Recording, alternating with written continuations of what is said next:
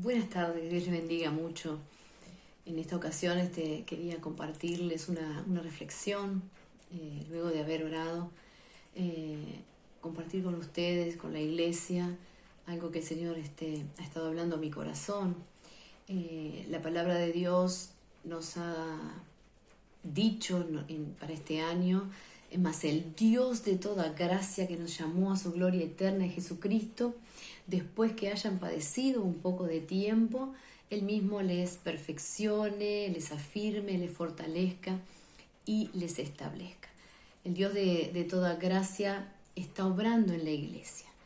El Dios de toda gracia está haciendo en cada uno de nosotros individualmente, en aquellos que le permitan y quieran ser establecidos, perfeccionados, afirmados en este tiempo.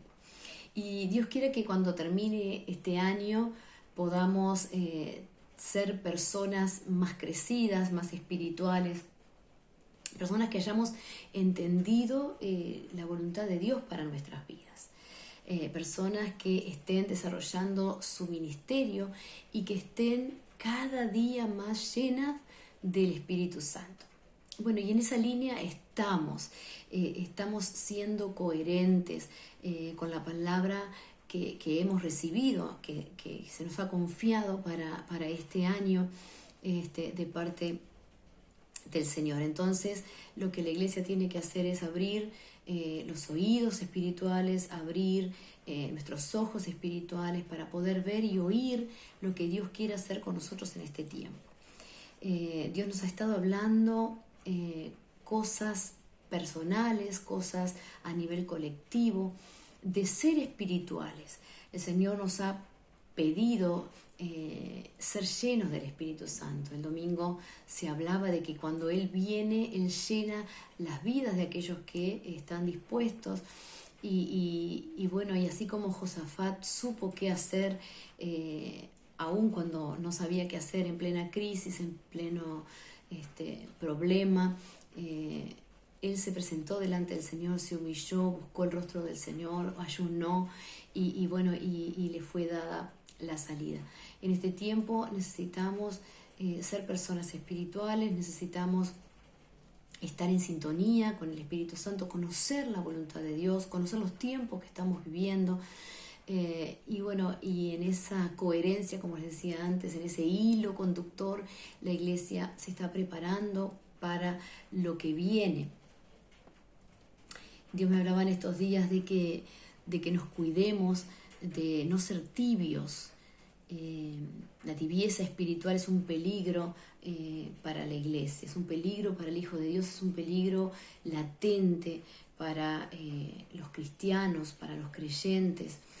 Y cuando Dios me hablaba de no ser tibia, inmediatamente me iba al Apocalipsis, aquella palabra que está en los mensajes a las 7 iglesias en Apocalipsis 3, y particularmente me detenía en la iglesia, el mensaje a la iglesia de la Odisea, que justamente Jesús les dice que no sean tibios, le pide a la iglesia que no sean tibios. El Apocalipsis es amplio, es un libro riquísimo, pero consta, ¿no?, de algunas partes, como por ejemplo las cosas que veía Juan. Juan le fue mostrado en el espíritu algunas cosas que él vio, pero también habla de cosas que existían en la actualidad, como por ejemplo estas 7 iglesias eran contemporáneas. También nos habla el Apocalipsis del futuro, ¿verdad? Nos revela de cosas que habrán de pasar más adelante, cosas que habrán de venir, del fin del mundo, del fin de los tiempos, de la tribulación, de todas esas cosas que a Juan le fue revelado en el Apocalipsis. Pero me quiero concentrar un poquito en esto del mensaje a la iglesia, a la Odisea, porque creo que es un mensaje para la iglesia actual. es un mensaje para los hijos de Dios de este tiempo. Cada una de esas iglesias en Asia tenían una característica y Jesús le hablaba a cada uno de cosas para corregir. Sí, de cosas que tenían buenas, pero también cosas que habían que corregir. Y la iglesia de la Odisea tenía cosas que corregir. Y vamos a la palabra de Dios en Apocalipsis 3:14, y leemos en el nombre de Jesús. Dice: y escribe al ángel de la iglesia en la Odisea: he aquí el Amén, el testigo fiel y verdadero, el principio de la creación de Dios, dice esto: yo conozco tus obras, que ni eres frío ni caliente. Ojalá fueses frío o caliente. Pero por cuanto eres tibio y no frío ni caliente, te vomitaré de mi boca. Porque tú dices: yo soy rico y me he enriquecido y de ninguna cosa tengo necesidad. Y no sabes que tú eres un desventurado, miserable, pobre, ciego y desnudo.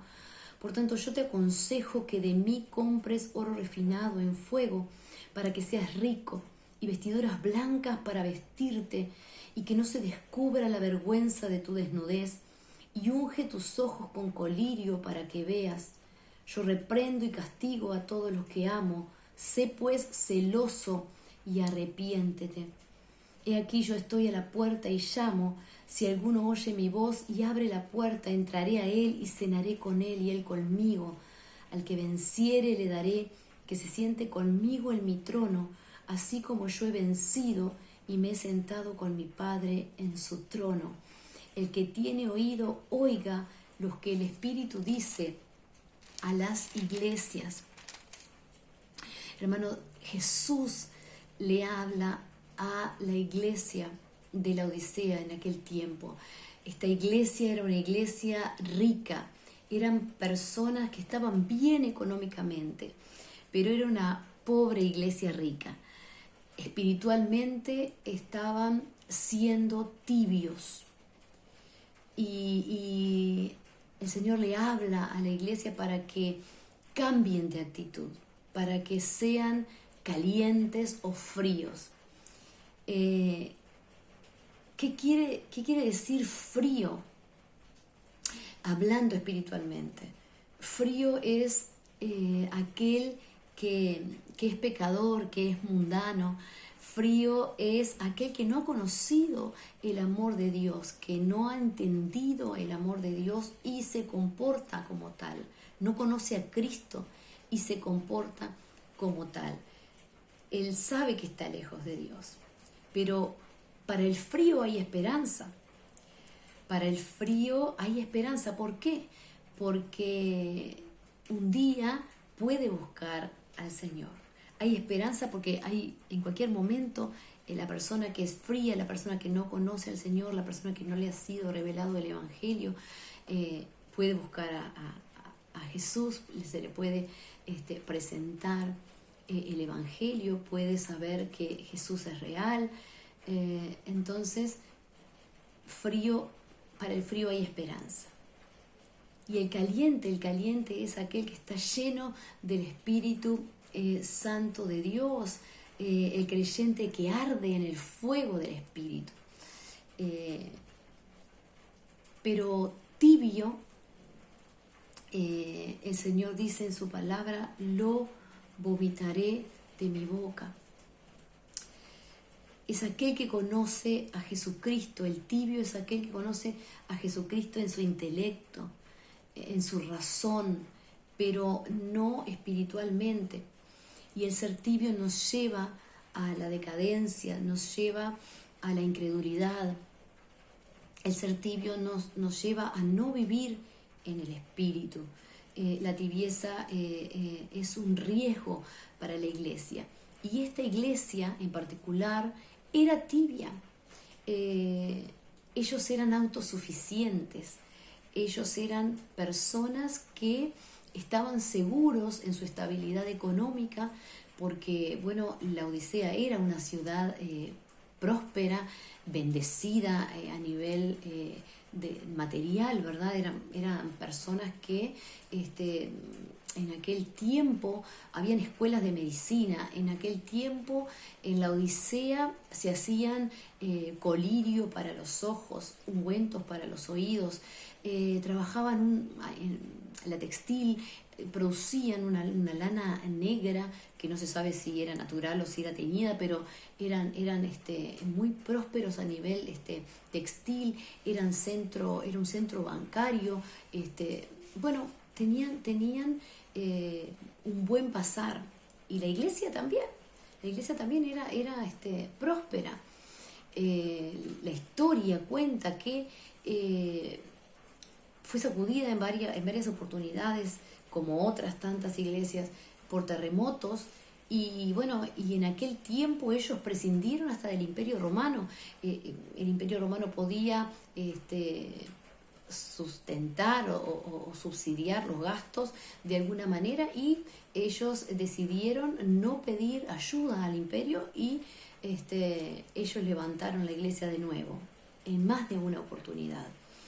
Entonces ellos eran como orgullosos de lo que tenían materialmente, ellos se sustentaban, ellos eran autosuficientes, y en muchas ocasiones, aparentemente, por lo que el Señor dice, prescindían de Dios. Ojalá fueses frío o caliente, le decía a los hermanos allí laodicenses. Y el Señor en este tiempo nos está instando, iglesia, a que seamos una iglesia encendida por el poder del Espíritu Santo, una iglesia que no prescinda de Dios, una iglesia que se fortalezca en Dios. Él quiere establecernos, quiere afirmarnos, pero necesita de nosotros un accionar, necesita de nosotros una dependencia, necesita que nosotros, si bien estemos agradecidos por todo lo que recibimos de parte del Señor, esas bendiciones del cielo, sepamos que en Él está todo lo que necesitamos. El Señor dice en su palabra, le dice a la iglesia lo siguiente: por tanto te aconsejo que compres oro refinado en fuego para que seas rico, y vestiduras blancas para vestirte. O sea, llenate de lo que vale la pena. Comprar oro habla de eternidad, de las cosas espirituales que Dios nos ofrece, esas obras que van a ser probadas en fuego, y que no se van a quemar como hojarasca, que van a abundar frutos en nuestra cuenta, por cuanto nosotros nos enfocamos y nos abrazamos a lo que es eterno, a lo que es espiritual, o a lo que es duradero.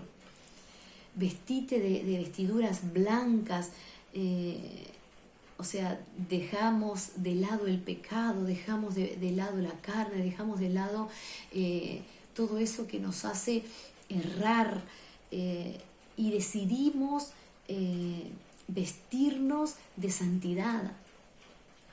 Decidimos en Dios poder ser santos y vivir en santidad.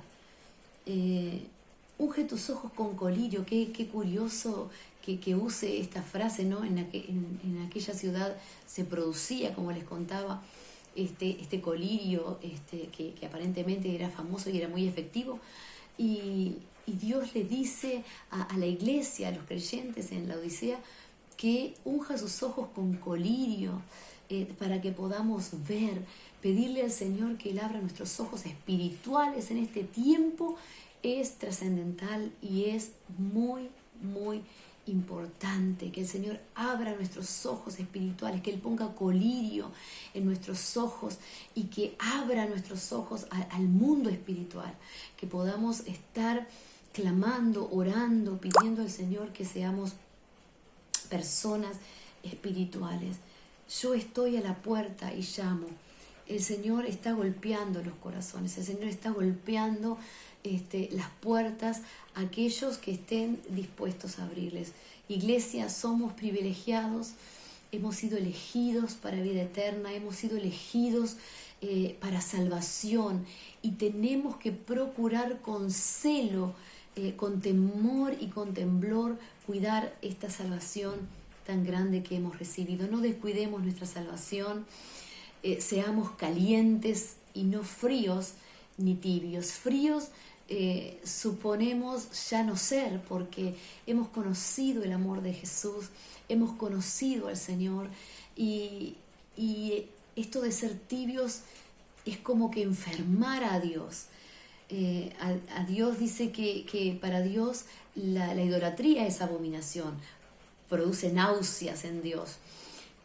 Bueno, también el ser tibios, el ser inestables, el ser personas que están fluctuando todo el tiempo en su fe, provoca al Señor vómito.